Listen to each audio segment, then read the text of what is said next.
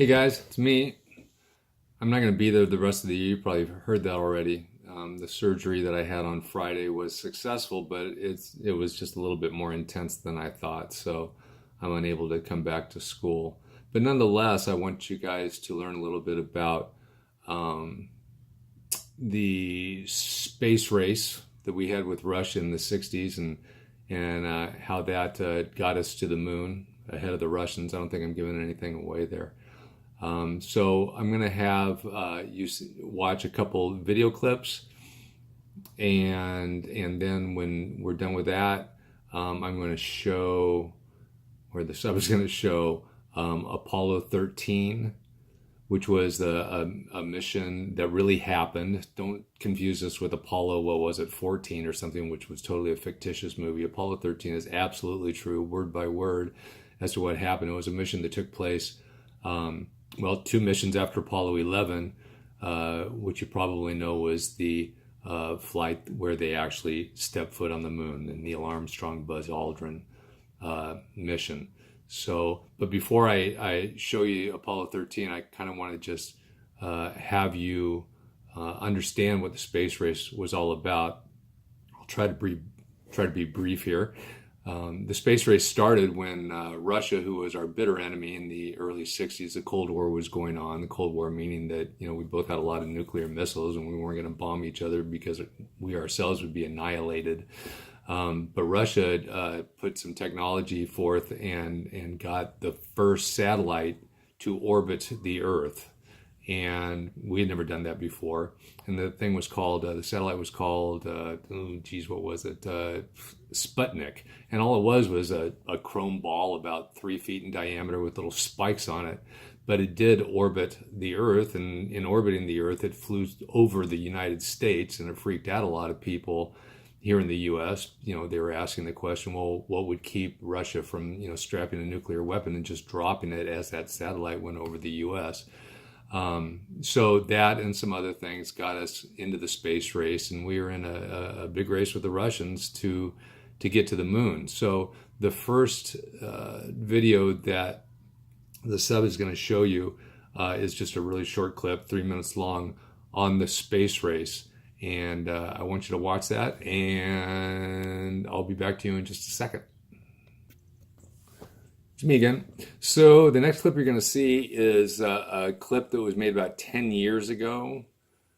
I believe it's now been, about 50 years since they made it to the moon. But nonetheless, it talks about how popular the astronauts are and how many people were following this race with the Russians. It's one of those things that you'll have in your life. It's one of those things where you know where you were when you were watching or when it was taking place, and this was huge. Everybody was watching. Every classroom, brought in their TVs, because classrooms didn't necessarily have TVs in there, but they brought in the TVs to watch, Neil Armstrong walk on the moon. And so that's what this video kind of highlights is how many people, not just in the U.S. but around the world, were watching this take place. So I'm going to leave right now and take a look at this video clip, please. All right, so this next part of the lesson is not the most fun, because I'm requiring you to read through a few pages on the book that the teacher will distribute out to you. It's called Apollo 11, How 400,000 People Got Us to the Moon, or something like that. I don't have it in front of me. But I want you to look at pages 1 through 28. And specifically, the reason I want you to read it is because it will set you up so much better for Apollo 13 and fully appreciating what transpired in Apollo 13. I can't give away the story to you. And by the way, those of you who have seen Apollo 13, and there's a few of you in my classes who saw Apollo 13 because I showed it for one of the sessions in my period 3. Don't give away the ending. But so the things I want you to concentrate on when reading the first 28 or 30 pages is there was 3 capsules, 3 modules involved in Apollo. And you need to understand this to really kind of make sense of the movie that you're going to see. So these are the three. There's the lunar module called the LEM, or the LEM, Lunar Excursion Module. That's that little spidery thing that actually landed on the moon. And then there's the command module that the three astronauts went to the moon in, and of course orbited the moon as the lunar module landed on the moon. And then there's the service module, which plays a big part in the movie as well. So, take your time, look at the pictures, look at the diagrams, read it. It's just it's a good book. And it tells you how many people were involved. I mean, this is a scientific venture that will never be replicated. And Southern California was a huge part of this mission. I mean, the companies that were involved in making these space capsules were General Dynamics and Logicon and Northrop Grumman and Boeing, and all these companies, these aerodynamic companies, were here in Southern California. I mean, there's neighborhoods where all the houses were built. For instance, Lakewood, all those houses in Lakewood were built for the aerospace industry, for those people that were coming in to help get us to the moon. So it's very relevant in Southern California. I think it's important that you know this part of it. So, take your time, have fun, take a look at the book, ask questions of each other, and I'll get back to you again in just a minute, or whenever that's going to be. Hey guys, me again. So let's talk about Apollo 13. Apollo 13 was 2 missions after Apollo 11. And, it was an expensive project. It was taxpayer dollars. It was your mom and dad, your grandparents that were paying taxes to support this mission.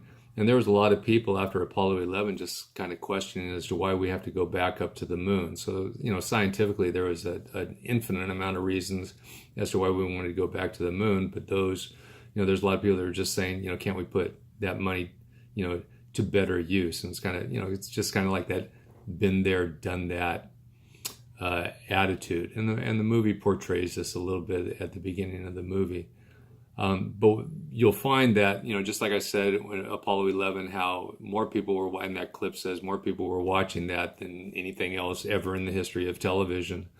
I can just tell you, without giving away the story, that by the time Apollo 13 mission ended, toward the end of Apollo 13, I'm not going to tell you how it ended, but toward the end of it, there was more people watching what was going on with Apollo 13 than there was people that watched the actual, walking on the moon of Apollo 11. It's a very interesting story. It's also a story in the movie that does not need to be embellished. You know how a lot of movies say it's, it's kind of based on some true stories and stuff. This is absolutely what happened, because every word that the astronauts say, every word that the people down in Mission Control on Earth say, it was all recorded, and they use that exactly. So it actually follows the script exactly as to what happened. Another thing I should mention is that the astronauts, the Apollo astronauts, were like superstars. They were like rock stars back then.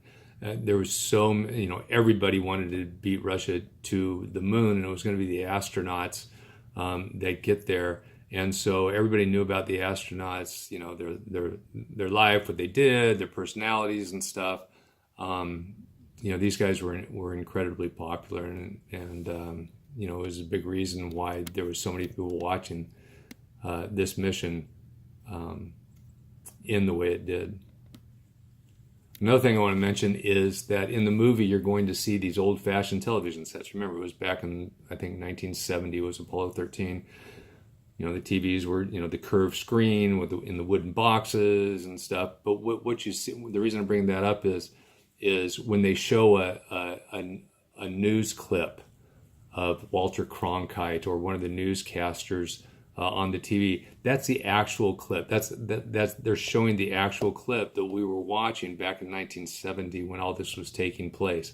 There's a couple clips that show Tom Hanks talking about something, Kevin Bacon talking about something, but all the other clips are actually what we saw at that time, and so you could see how it was affecting everybody that was following this Apollo mission.